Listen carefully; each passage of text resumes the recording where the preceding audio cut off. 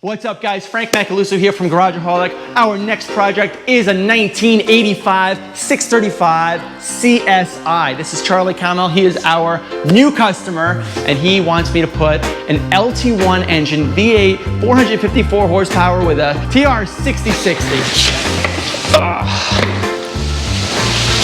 I'm done.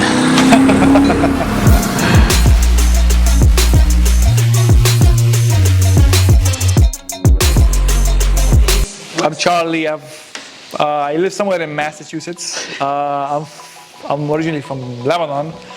I'm a big-time car guy. I love cars, cool cars, anything that burns gas. What else you got? I have an E30 M3. It's actually what really got me into cars. It used to be my brother's. I bought it from him a while back in 2006 and spent a fortune restoring it. Spent my second deployment money in Iraq to restore my E30 M3. This is not the first one that I bought. In 2016, I stumbled on a car just like this. It was an L6. L6 is a 87. It's a US market luxury one. Yeah. But I bought the car because of the wheels. It had these wheels. I was like, these wheels are cool, and I gotta buy the car. So I bought the car, and I was like, the car was like, I was not low at the time, and surprisingly, it was a very nice car to drive. But also the seat's been done, kind of done, and the cushioning is missing. But with all that, the car was drove really nice. Then I was like, you know, when I drove the L6, I said to myself, I gotta have, you know, I gotta have fours now. I gotta have it with a V8. But the car was in Florida, sitting on a tree in really sad shape. And I bought it and I sat on it, and I was like, one day I'm gonna find the right person who can do a swap with a Chevy LS. In my mind, I want an LS3. But when it comes to Chevy stuff, I just want an LS3 and they all look the same and great. I just want that with a 6-speed manual and AC that blows cold. So, fast forward to like maybe, I'd say June 2019. That's when I reached out to you the first time. June, when I was working on the E36. Yes. And 54.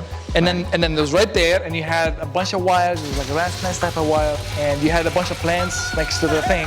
Yeah. Yeah. And you were wearing a white t-shirt, and you were struggling. Remember, you were struggling. That took a full week just to understand the wiring on that thing, right? That's Frank's world. So I realized, I could tell that you're the person that likes to do this sort of stuff. And it's, I mean, the money aspect of it, to the transaction of it, you have to you have to be able to make a living and a profit out of it. But the key thing about you is you actually enjoy actually doing it and perfecting it. I love it. That's what I saw in your video. So I reached out for you first. I texted you. I called you. Guy denied me like 3 times. I did. I gave up. I did. I was like, you know what? It's a lost cause. You were patient. I'll give you that. You were patient. Truth be told, Charlie is much more than a client, a very patient client who waited 18 months for me to finally take on his project. I'm lucky to call him a very close friend. We consistently keep in touch and plan on doing more projects together in the future. Heck, I let him drive my 5-speed E53, which means a lot. We broke bread, shared beers, and wrenched together. But how did this all start?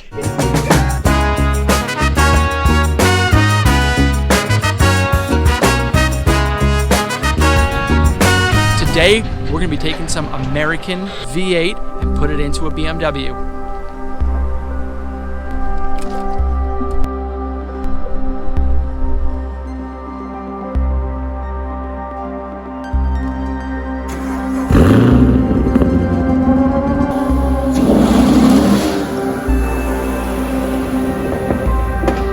What's up guys, Frank Macaluso here from Garageaholic. Our next project is a 1985 635 CSI. This is Charlie Camel. He is our new customer and he wants me to put an LT1 engine, V8, 454 horsepower with a TR6060 from a 2016 Camaro. And it's going in here.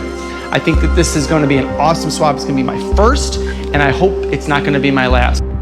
Charlie, thank you so much for the opportunity, man, to do this. I'm really excited to work with him. He is an excellent customer. I choose very, very particular customers. This guy is cream of the crop. He has served our country and he's dealt with some real crazy stuff over the last 6 to 8 months. So thank you very much for everything that you do for us. Thanks guys, and stand by. And I'm like, you know, I want a project that is gonna challenge me, that's gonna be fun, that's on a vintage BMW, and I wanna work with a customer that is patient and willing to work with me. Yeah. Right? And you were patient. You waited like a year and a half for me to finish what I wanted to do. Then I brought this project in. This is an incredibly risky project for you because from a financial perspective, you bought this Camaro from California Without even seeing it. without even seeing it. Doesn't even There run. were 3 pictures of this Camaro. Yes. Front end damage, pretty significant. Yes. And you're like, is this okay, Frank? And I'm looking at the pictures and I'm like, I hope so, man. I hope that there's no crank damage or oil pan damage or something that's significant that prevents this thing from running. But we took that risk, right? This is going to be a long one, right? I have to figure out how to make the Camaro, how to make that engine run in the Camaro as is. So I have to figure out what's going on with the engine as it sits in that Camaro to begin with. Then I can start pulling the drivetrain out, hopefully in time for you to provide me the E24, which you did a couple months later. Yes. And then start the marrying of the drivetrain into the E24, which was no easy picnic either because, I mean, Front, rear sump, there was no front sump oil pan options on the Gen V LT1. Correct. So everything was rear sump, which is better for the engine. It's better for preventing oil starvation issues and things like that. But then you have to go first. that just snowballed. It snowballed everything else. Into a steering rack, into the Ackerman, what do you call it? Ackerman geometry. Yeah. That was a kick in So for those of you who don't know, the E24 steering system is literally a Hydro Boost system, works off of the power steering pump. So, you know, it was a hydraulic steering with a box and a drag link that was behind the axle because it was a front sump oil pan. You needed room for the oil pan. We converted to a rack and pinion hydraulic steering in front of the axle. So not only do we have to integrate the power steering rack, but we also need to make the correct arms on the spindles in order to have the tie rods match and mate. And there's a lot that goes into relocating a power steering rack. It's not just as simple as throw it in. Yeah, and then it's 3 dimensions of where do you place it. Correct. To be most efficient. And there's a lot that goes into that. But regardless, after this short drive that we did now, it drives very nice, it's very predictable, it's very nimble, you knocked it out of the park. It soaks up the bump very nicely. It's just like what you expect from the E24, but with a lot of grunt. Yeah. It was up. Yeah, it was. It's just the sound. Just the sound. You know? It's AC blows cold too. It's pretty good. So there are a lot of people who would probably like to be sitting in that chair, Charlie. Is there anything you want to say to those people, or maybe not ready to go yet? Or? Patience. Work slow. Small steps. Right? Patience, small steps, you'll get what you want to get.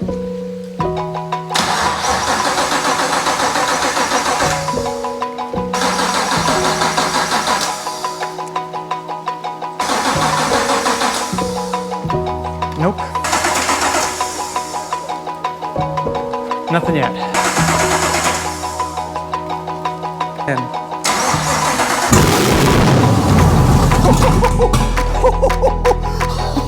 holy shit.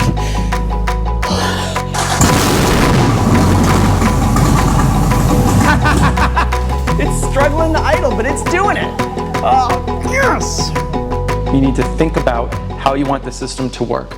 How is everything going to play? You need to think about the whole system, the whole car, the whole engine day before you can really commit to one design aspect. You know what's funny? I was watching a YouTube video of Frank's and he was pulling up the E30 wagon up here with that 54 with AJ or AK? Yeah. And I was like, oh man, I wish it was me. Why can't this guy just accept it? I'll pay him, there's no problem. What the hell? Yeah. And all right, so no problem. I said to him, I'll wait. A couple months later, you know? I love cars that look stock, but sound mean and that has something crazy under the hood. You don't want to be like extra, really crazy loud, wake up the neighbors and whatnot. You want to be kind of like hushed, but you know something's lurking below the. I know you wanted this exhaust to be quiet, and I tried really hard. We ended up putting 2 mufflers, an X pipe, and we routed the exhaust around your fuel tank because the E24's exhaust system is so weird, and it's got like a single muffler down the center of the car, of the rear, in between the spare tire and the fuel tank, and I had to like curve the tubes into a vertical muffler and then turn them back so it looked like it's stock from the outside. Yes. Those are the touches that I think people really value in a car. That they took the time to make it look like a stock car. So what's in the rear end? And you got a 346. Yes, in the rear end, medium case, limited slip. Yes. Right. So you know that's basically perfectly matched what the Camaro was before. The Camaro was like a 345, I think. No, it was 373, but it had 20-inch wheels. Oh, right, bigger wheels. So I think that overall, if you did the math, it turned out to be something very similar. Yes. Yeah. What more do you want? What more could you want? All right. What do you say we go for a drive? Let's do it. You want to go for a drive? Yes. Good drive.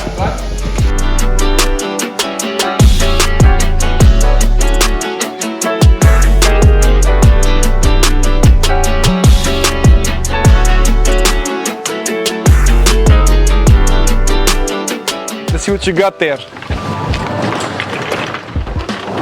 Whoa, look at that, huh?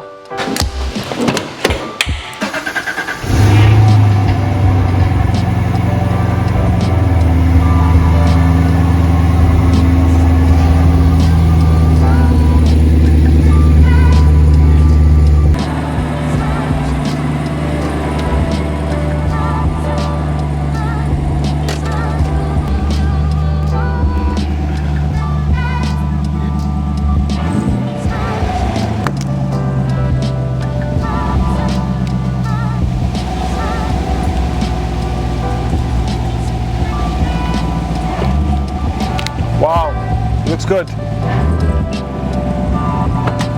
Holy moly.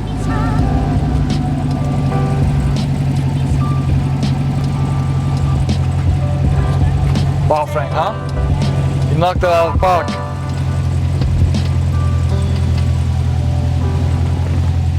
Reverse all the way over there. Not like a BMW. Let's go for a spin. All right. And then what we'll do is we'll do a quick round the block. We'll come back, and then I'll show you what you got. It looks very beautiful. It looks cleaned up. Wow, huh? I didn't think it was gonna clean up that nicely. What do you think? All right, let's do it. Hop in. Okay.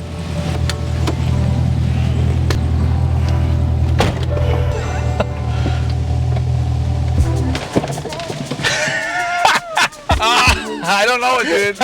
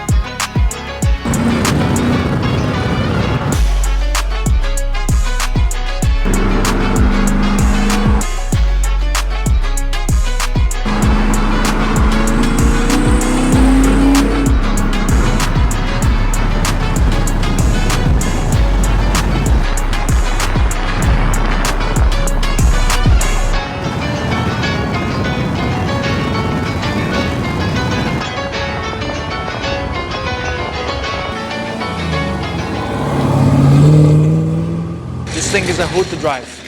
It's a hoot. And to all the people who are, what do you call them, purists and whatnot, and upset about putting Chevy into BMW, they don't know what the hell they're talking about. Could be something good, you know, good press at least, at minimum, right? No, for sure, yeah. You swap the Camaro engine? So it's aluminum everything. Okay. And it's the newest version that they have.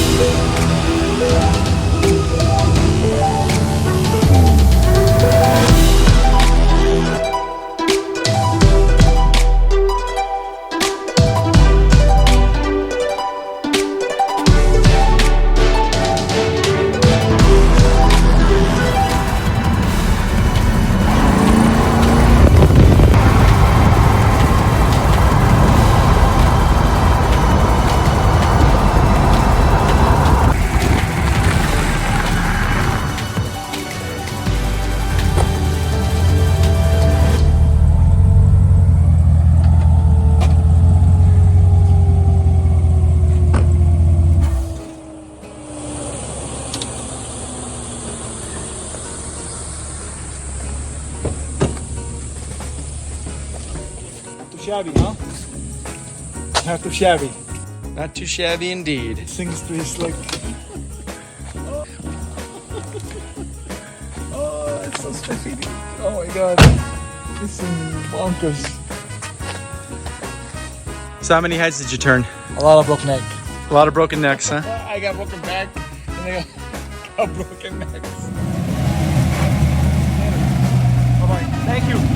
Thank you.